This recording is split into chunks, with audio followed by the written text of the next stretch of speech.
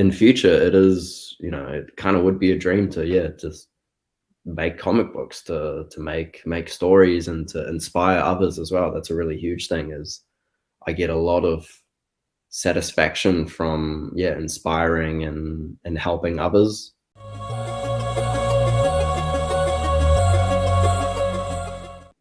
Because this is a cool book. I do love the book. I think there's a couple of things I'll change, like put your name on the front cover, first of all, right? Fair enough. Because you have to own your work. There's nothing about being it's nothing about being humble about not having your name on your book, but you have to own your work so people can know who you are, and also people can whack you over the head with it if they disagree with what's in a book or they don't like it. They know who's a good person. I love the book because it's, like I said, it's totally not me, to a sense. Like, because I love the fact that it's so natural, the story's cool. When I was starting, I was confused, and I want to be honest about it. I was a bit confused. I was like, what is this about, right? Yeah. Because I ignored the whole Livingstone, because it'd been like maybe 2 decades since I'd actually watched the movie, and even that confused me, so I didn't even finish watching that. Yeah. Right. So, but then it got to where it's like, this is where it's going. I'm like, this is cool. This is interesting. And I was like, okay, so if I'm editing this, how do I look at this to make it, you know, a bit more, because I'm coming in with it in a totally different weird way. And this is what is great about this book, because this is a totally different style of storytelling to what I'm used to, right? Because I've moved away from comic book reading. Like, this is the first comic, right? I probably have read. Actually, no. I just read one recently, which, like, this, and I read this weekend, and then I read another comic, and those are 2 first that I've read in a month. And I'm a comic collector, reader, and so maybe in the last 2 months, these are 2 comics I read. And so one I'm reading, which is like a drama. I read a drama after this, and then you've got this nature and beautifully, colored, and it's just, there's such a difference to what I'm thinking, and that's what I mean by an album. It's like a French album, European album style of comic, not the Western superhero style of 22-page, very fast moving story. And so much so, like, you got to grab your audience, do this and do that, and do that, next, boom, it's over, and then next issue. Yeah. So I'm looking at it and I'm going, this is a pretty cool pace for kids, for kids, in the sense that, like, not that it's a immature book, and the fact that it's actually such a well aimed book in the storytelling that you can give it to the kid and go, boom, here it is, and you can give it to an adult, there it is, and there's a connection to it that's quite inviting for the younger reader as well, right? When you grow up reading Asterix or Obelix, you sort of like, and you can pick it up as an adult. Yeah, it's so that's what I mean. It's like, it doesn't matter who's picking it up. So whereas that you can, like, when you pick up like a Batman comic, it's going to be about crime and all this, and it's like, no, this is just, it's all action and all that, and it's like, this one is like, you can just enjoy. And I'm waiting for the second volume now, because I can think, like, how many volumes is it going to be? Is it going to be a trilogy? It's going to be 2 of them, because I want to know what happens next, and that's a cool thing. And I think how have you started on the next one? I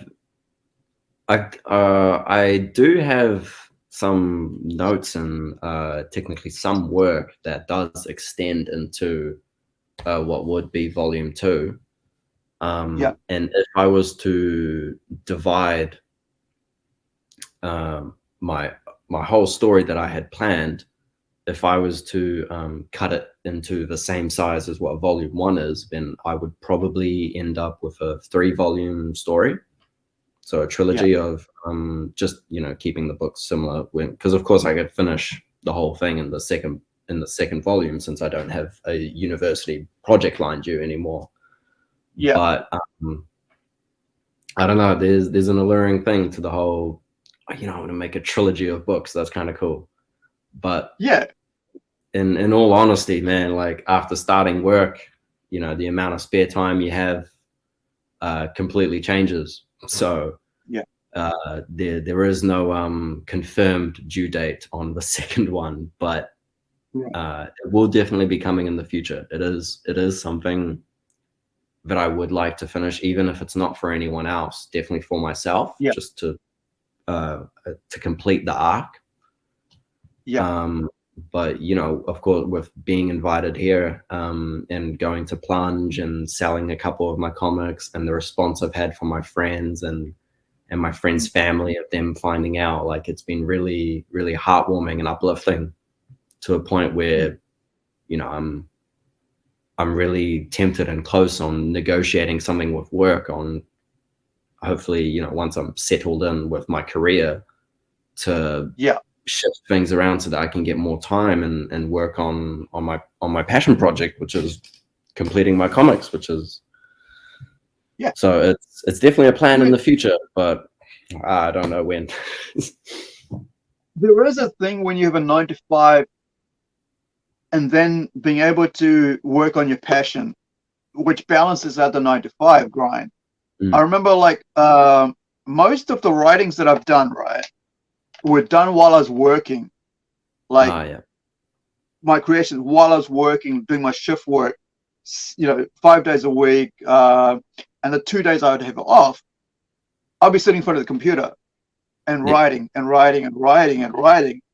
And 20 odd years of just there's stories just sitting there, and yet I'm still creating new stuff, right?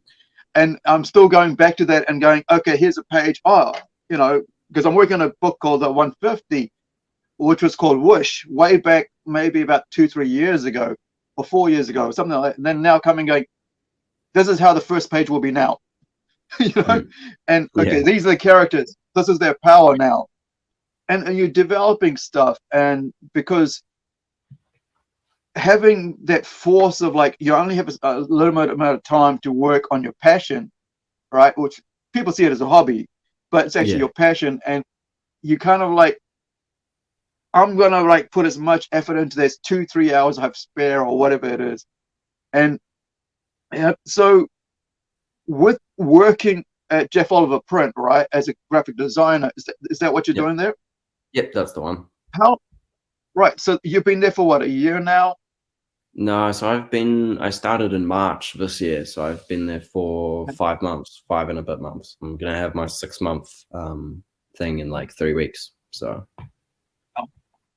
So I mean, one thing I love, like what I mentioned earlier about how to keep our quality, especially amongst the arts, and how to keep them in the community without them running off getting a job elsewhere after spending all those years learning, and then now there is no job locally, and to see jobs available locally in the art sector is amazing.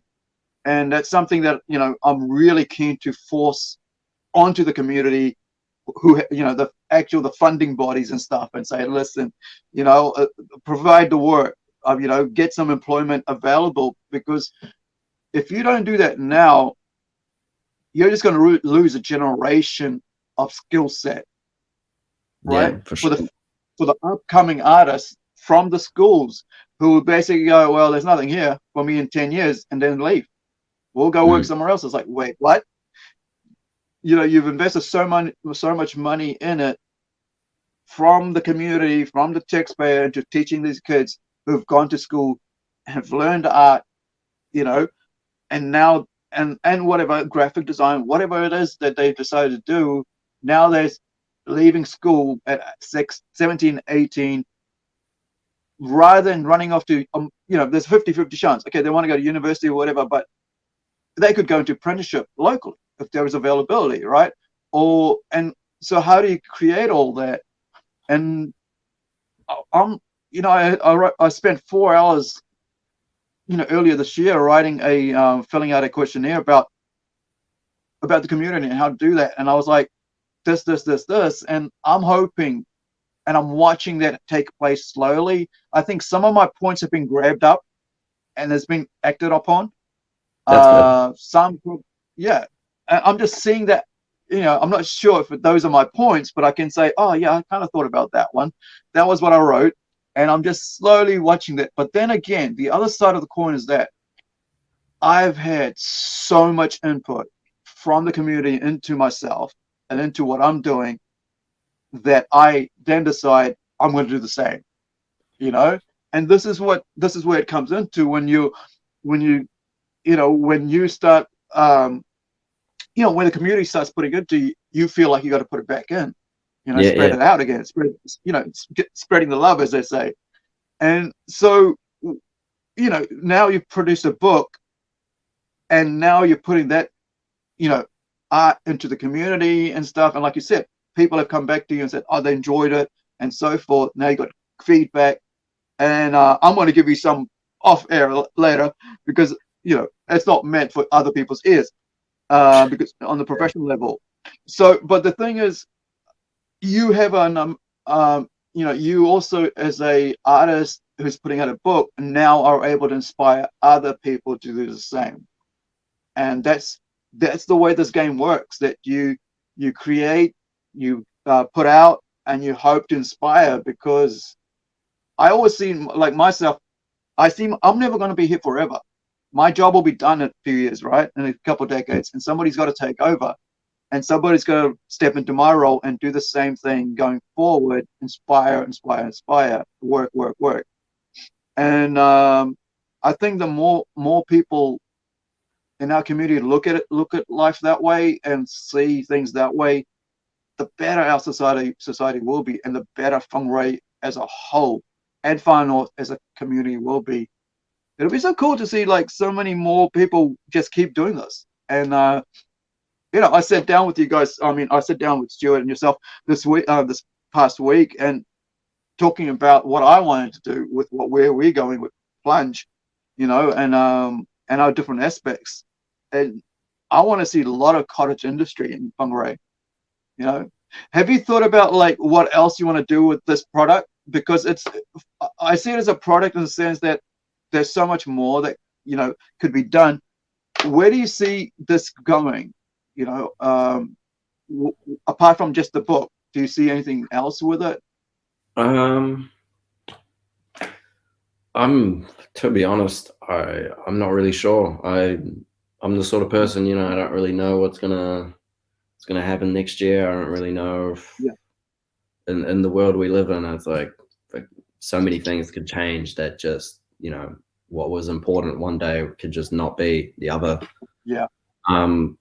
Of course, ideally, a dream of mine would be to, have 2 part-time jobs, one where I'm, say maybe doing the graphic design, and my other part-time job is author and illustrator, or maybe just illustrator, something like that. Being able to balance, I guess, multiple, not so much sources of income, because I'm not, like, I only need enough money to live. I don't need the latest car. I don't need flashy house. I just want enough. And so in future, it is, it kind of would be a dream to just make comic books, to make stories, and to inspire others as well. That's a really huge thing. Is I get a lot of satisfaction from inspiring and helping others. And of course, I didn't go into the paramedic field because that's not really my thing. I can't help people in that way. I can't help people in maths tutoring, but I can inspire through my story. I can help through my words. I can help through my actions in a different sense. And I'm just open to what the future has in hold, and open to whatever the hell happens, and just go with the flow. Awesome. So we're about to hit the 2-hour mark, about 10 minutes away. So is there anything, do you think that we haven't covered that you'd like to talk about? Apart from that, then we'll finish off with like the final words. Not that I can think of right now. No, I just, I guess one thing I might have forgotten to cover is just the main theme of this book and story was, like I really like my final speech bubble at the end where it's, I don't need them. I'll make my own route to the north. I'll finally be able to explore at my own pace. I'll pursue what I Yeah. want, be free, and to discover the world and my purpose. And yeah, that's a big thing. The whole like discovering your purpose, discovering what you can do, and that's a huge underlying theme in my book and in Jonathan Livingstone as well. But I feel like I've highlighted it a bit more Yeah. in my adaptation because, of course, Jonathan Yeah. Livingstone highlighted more spirituality and more collectivism and that stuff. But and that relates to like my target audience and I guess what I was going through when I was making the book, which is the uncertainty of what the hell's going on, of what, you know, Yeah. what you want to do. Like I'm in my last year of uni. What the hell am I going to do next year? What's the Yeah. plan? You know, you have all these, I guess, this anxiety that can come around, and part of the journey is accepting the unknown, accepting the fact that, you know, things arrive, things migrate, things move, and if you don't find what you want here, or if you know, maybe there's somewhere else, maybe there's someone else that can provide it. So I guess it's about finding your own way through. Yeah, I mean, you could. I mean, I could see that going into like the second part, almost the second part of it, when you know, when he's deciding to make decisions about reaching for whatever goals he wants to reach for, and it's really cool. I mean, I found that like it suddenly switched gear, and I was like, I get it now, and I get where it's going, and then I was getting into it more at that point because at early on I was like, okay, but where's it going? And then it changed, and like, you know, and you got to see Tītī doing his thing, and you know, it was really cool, and I think the charm of the story and the book is the way it's packaged, very, very professionally, and then the other side is the fact that artwork just invites you in, right? So when somebody hands you a graphic novel, right, and goes, here's my book, and you go, okay, and then you look at it and go, and then you kind of start reading and you go, I'm not really getting, and then you kind of go, wait, hold on, there's something happening here that I'm not aware of, and I need to get really concentrate. So it took me 2 readings, and not 2 readings, but I read the first part and I just stopped. And here's what happened: I lost the book. I was at dinner on Monday night, right? So I'd taken a couple of my friends out to dinner, and I left it on the counter after paying. And I picked it up again on Friday. I went back after seeing you guys on Friday. I had a couple of meetings, and I went back and said, hey, oh no, it was Thursday. I think it was Thursday. And I went in on Thursday and went, I think I left my book here. Can you have a look? And she goes, oh, yes. You know, grabbed the book, and I was like, and it's, you know what it smelled like? Sushi. What? Ah, lovely. So I love sushi.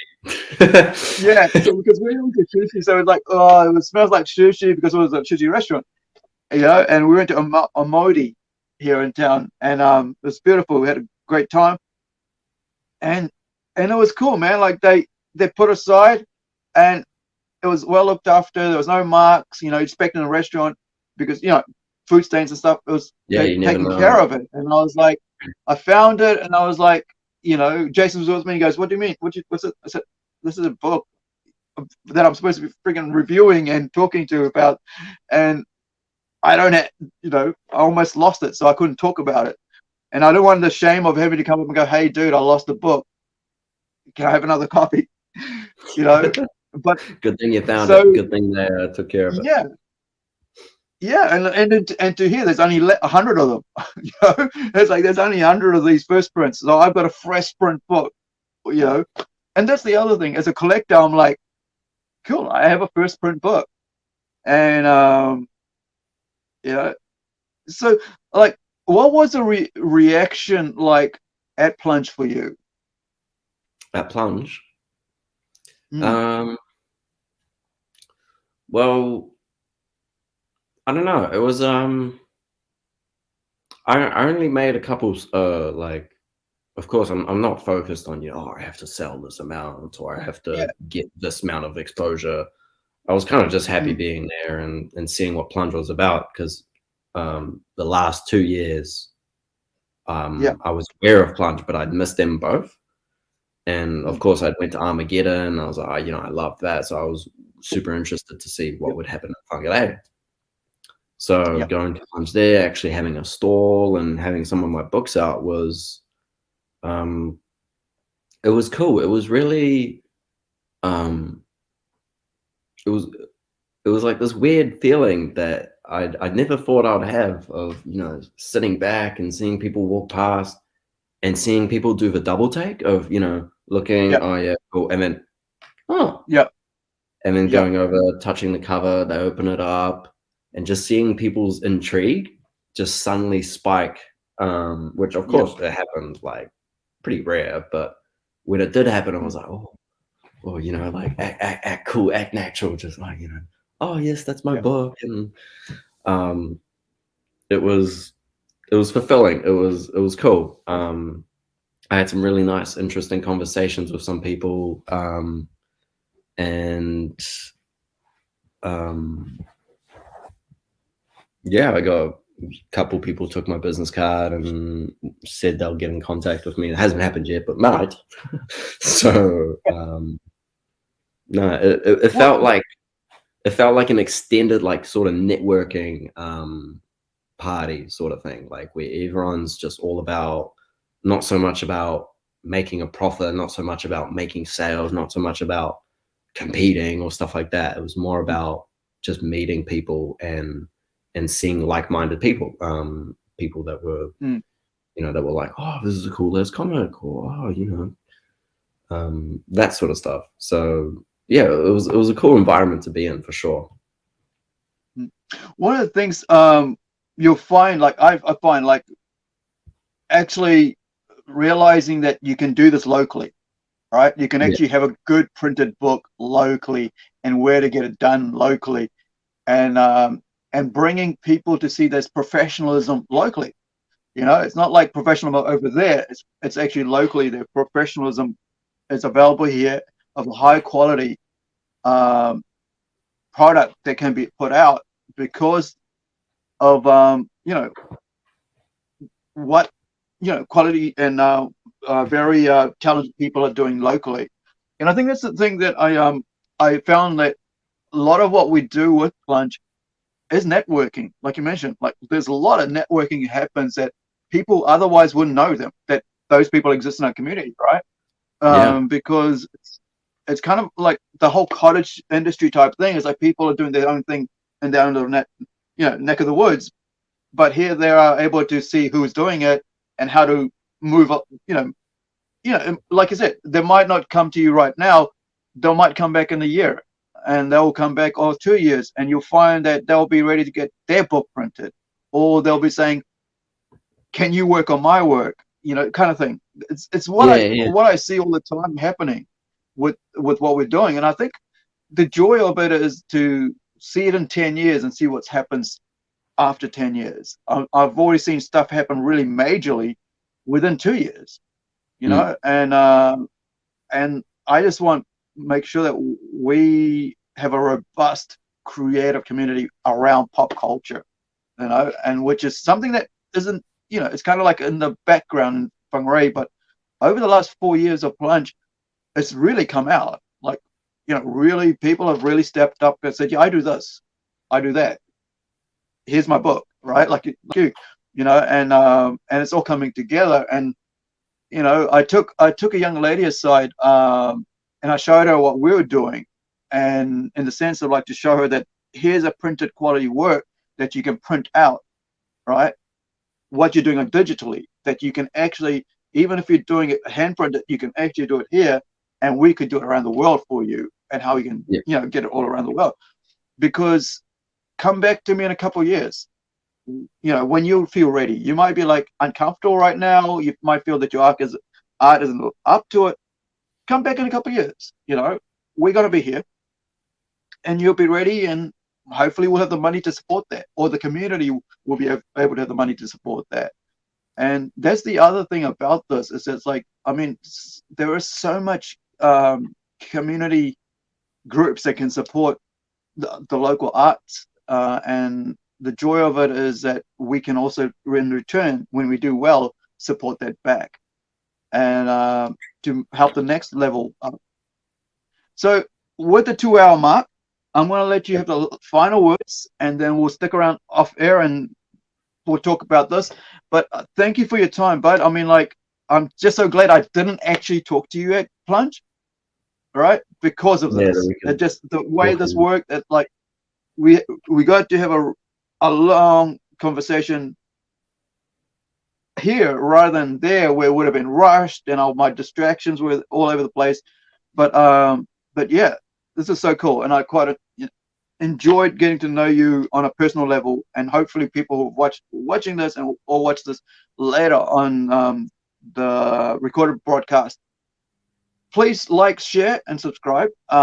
We've got more coming. We've got so many cool people that I've got lined up, and having you caught on the first one has been a joy. It just, thank you. Yeah, it feels so cool, man, to know that we have such great people in our community, and it's cool knowing you as a migrant as well. Knowing that you bring a different perspective to the community that people might not have known. And when they see you now, and this is like same thing with Cheryl Mai, I watched a podcast of her, and I was like, I know you now, right? I know about you now a bit more. I don't have to, just see you as the mayor. I see you as more than that. I see you beyond that mayor hat, And same thing here. I don't just see you as a true North guy who does graphic design. I know you with a family. I see you migrating New Zealand, growing up here from Vanuatu, having the Pacific Island sensibilities and appreciations that comes with all that as a migrant. And it's such a joy to go through that with you in this podcast. So I'm going to give you the next 3, 4, 5 minutes, whatever you need to do your final words, and then we'll close off with our farewells. Okay. I'll put you on solo, and give me 1 sec. There you go. Awesome. Well, Shep, thank you so much for having me on the first episode of this podcast. This is the first thing I've done like this, and I'm not gonna lie, it's kind of been like a small little bucket list thing that I thought could be fun to do one day, and I've definitely enjoyed this experience. It's been awesome to share and talk with you, Aru, and of course to share to other people who may be watching this. And thank you for taking the time to listen or to watch, or however you're consuming this media. It's awesome for the support. We're all about the community, and as Aru was saying, all about supporting and uplifting each other, and getting to where we all want to be, which is in a good place. Haven't really done closing words before, so not too sure what to say, but thank you for sticking around, and I guess we'll see you on the next edition. I have a Instagram art account, CMYC_art. However, I have not posted on it for a while, so I will need to get back into that to uplift that, and hopefully set up some online orders for the book. Get that sorted over the year, and see what happens. See where this book takes me. And yeah, back to you, Aru. All right, awesome. Thanks, dude. Appreciate that. It's hard trying to come up with like a couple minutes of important words, as they say. Yeah. But I find that it really, yeah, having that having the last words, I find really cool because like that's, you know, that's where you want to go. So I'll get you to send me the the Instagram account later, and Yep, I'll sounds post good. it out with this when we post put it out. But it's cool. One of the things I was thinking, like with that, you could like do like the actual photos of the actual real you know, artwork that you've done, and you could like build, you know, do that as a promotion towards what we're doing. It's technology has made life so much easier for all of us as artists and creatives, and I think that's so cool. Yeah. So without further ado, thank you for watching. Thank you, Corto, for joining me and giving up of your time this afternoon on a Sunday here in New Zealand. It's kind of, yeah, kind of sunny outside of my window. I'm not sure what's it like over yours. It's a bit cloudy, but dry enough to do the washing. Excellent. So with that, thank you guys. Ka kite anō, wherever you are, be well, be safe, and take care. Look after yourselves, and we'll see you on the next PlungeCast. Next one we'll have, let me see, Nicholas Knopp, MP, who's running for council, but he's also, the reason we have him here more than anything else is because he's a Pokemon card collector. And we're all about pop culture. So that's the reason we're going to have him here. And I'll have a guest host, hopefully a co-host, to actually talk about that, because he knows more about Pokemon than I do or care to, because it's just not my thing. Everything isn't everybody's everything, you know, cup of tea. So thank you for watching, and like, subscribe, and we'll see you on the next one. Ka kite anō. Yeah.